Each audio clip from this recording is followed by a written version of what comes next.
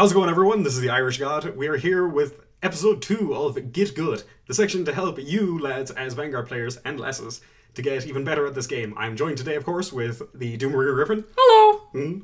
And today we're going to be discussing a topic that has been in Vanguard, or a card that has been in Vanguard, since the game has started, and that is our good old starters, or as I think they're more commonly known, forerunners in this game now. They got their little keyword text, or however you want to call it, so they're forerunners in Vanguard.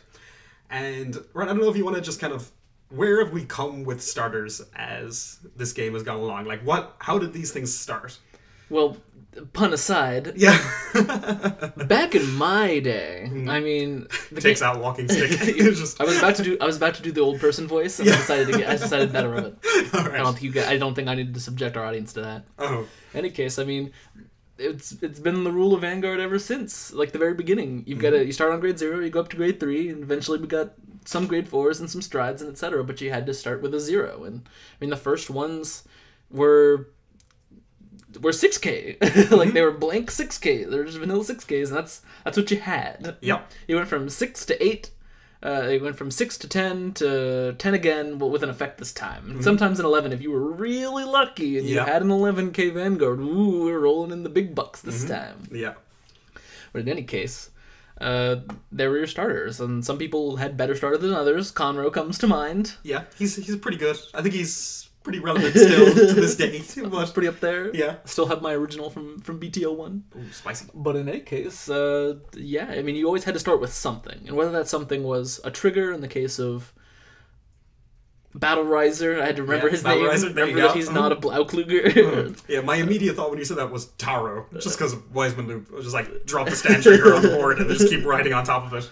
We did that with Tar when in set 1 when Aleph Kagero was a thing, and you could get the superior ride, and you needed everything in there to actually do it. Yep. Sometimes you just start with Tar, because how else were you going to slide it in there? You didn't have a choice.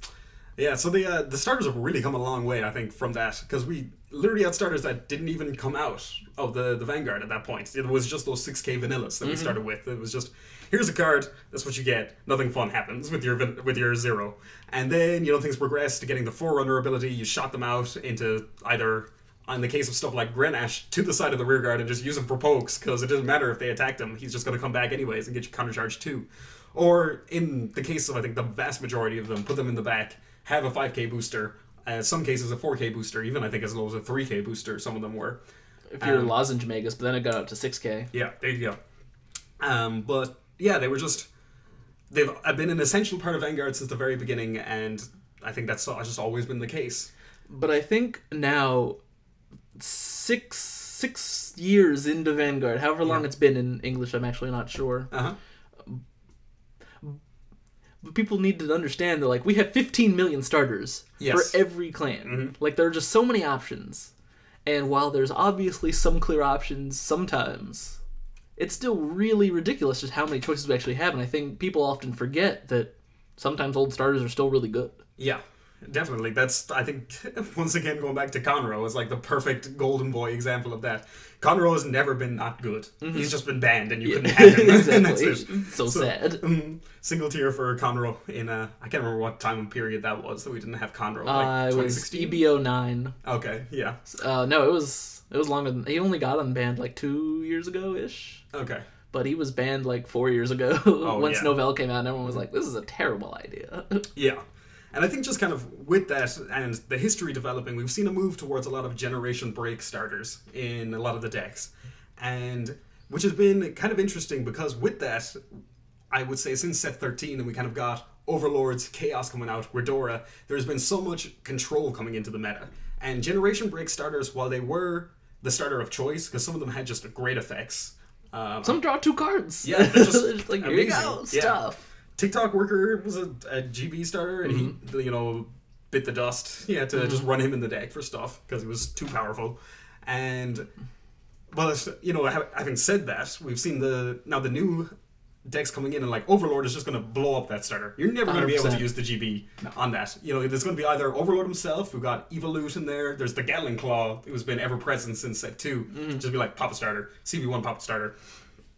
And so, by and large, there's just no way those really powerful Generation Break starters, because I think they really upped the effects with the Generation Break starters and like how much power those ones had, because they had to sit around for so long until you got to use the effect of the Generation Break starter. And now it's just a case of, well, you're giving your opponent, 3 turns-ish to be able to do whatever they want with that starter. And when control is so prevalent as it is right now, there's just so many ways to either lock it forever in the case of Chaos, just blow it up immediately in the case of Overlord. I mean, even Narukami can usually do something. They do a spicy tech of Death Scythe or something like that. Even Thavas has Retire. Yeah, like there's just so many decks that are just that starter is gonna bite the dust before you ever get to use them. And usually, I think it's with the exception of Grenache, you're gonna be really sad when that happens. Yep. So, with all of that happening with it, what do you think? Have you seen any difference or like trends happening with that kind of Generation Break? Only one. It's actually from Japan. We're seeing a lot of grade 3 searchers, like the line of just the CB1, put this into Soul, check top 5 for a grade 3, because you can use it instantaneously. You can get your value out of it, and considering that this is a point you made a little bit earlier, there's tends to be one ideal ride in these new decks where you have to have your preferred stride bearer, because now we're starting to run rearguard grade 3s again. Yeah. With the likes of Jago from Set 11, or the new Messiah grade 3s. Yeah, ideally all the ones in ZTB. They're like the Tigers and the Kodals and the Oxes and all those things. So we're starting to have these rearguard grade 3s, which are just really good when you get to use them in their preferred role. Yep. But it's really awful when you ride a Descendant Sigma instead of Sparking. Yeah. Yes.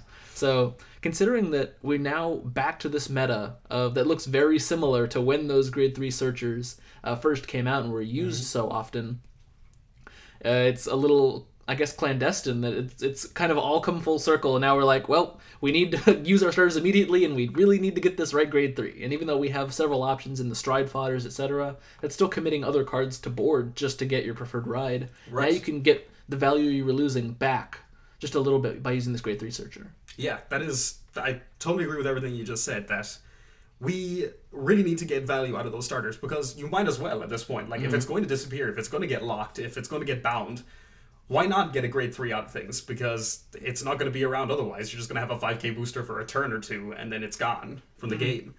And yeah, I really, really do agree with all of that. There's an optimal ride for a lot of these decks that we have. Messiahs, as you touched upon, wants Alter Ego Neo Messiah on their Vanguard, because that thing is so powerful and enables so many things on the deck. And while Ideal Ego is good, like you would like him, he does his great effect on the rearguard, where he locks himself, calls another dude locked, and enables more combos. You really don't want to be seeing him on the Vanguard, and the grade 3 searcher really helps with that. In that, before you would have little Neon Messiah, just dies every single game that I played really against you with Kagero. It just always gets blown up every single time, so I never get my search off. But with the grade 3 searcher, now I have the chance to either search for the Alter Ego Neo that I just didn't have in hand, or kind of strengthen my own hand with either an Ideal Ego to have then to call on first stride and create more redundancy on my board that is really, really necessary against something like the Control Clans. And I think even just another step further, one of the really big strengths beyond these things as well is that a grade 3 searcher also can give you access to an extra persona of your grade 3 if you need that spicy drop for the Xerox Dragon. You can go, I mean, it's a stride fodder in general. Yeah, that's right. It gives you more stuff to pitch when you don't have really that many units when you think about it in your deck. You've got the 4 fodders, usually maybe 3, and then 6 to 8 grade 3s.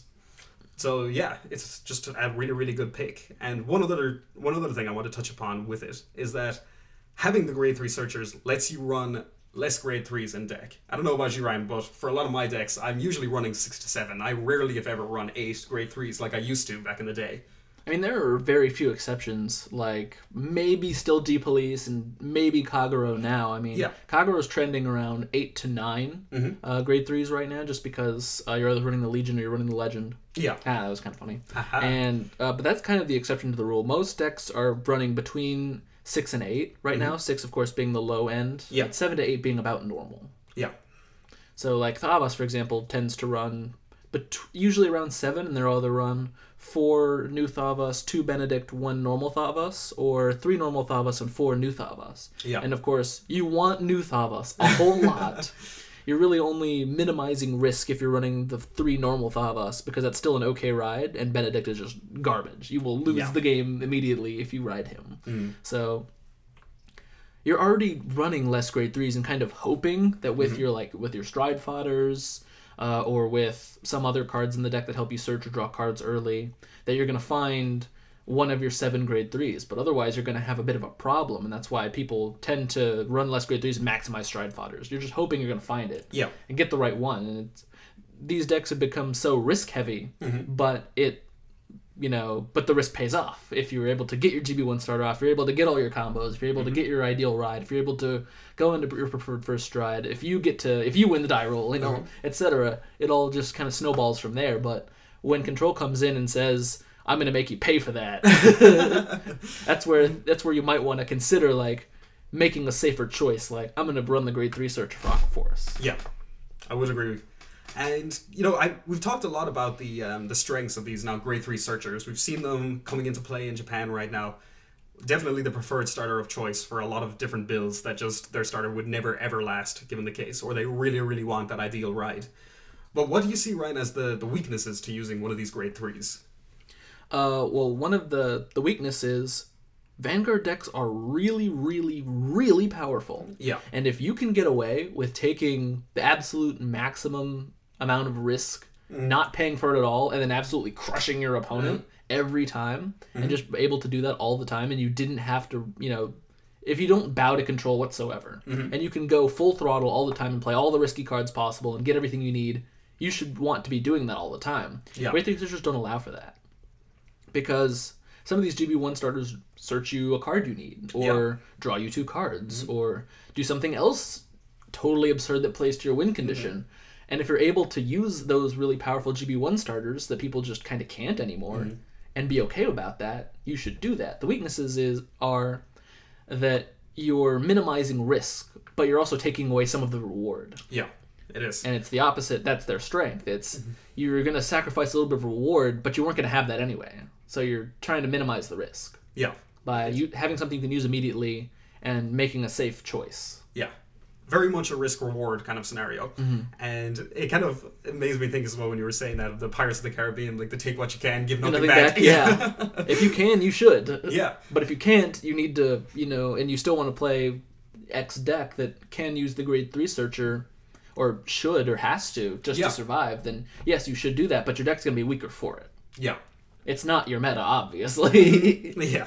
That is, I think one great example of that is Chrono Dran in Gear Chronicle. That when you hit your stride and actually go into, let's say, Avenir Phoenix or Split Pegasus are usually your go-to first strides, getting just a free column of just Transit Dragon into a Jet G on the rear guard. You just, here's another thing I could just swing with. Get an extra card. Get 2 extra cards. Good. Yeah, 2 extra cards, yeah. By the end of the turn is so good that, why would I give that up for a grade 3 searcher that does, in my brain I'm just like, no, I want all the good stuff from there. So there is definitely a trade-off with stuff like that. And I think just another, it's not as huge of an issue with these cards, is the fact that they're still a 4K. Like, they make terrible lines with all your units. Yeah.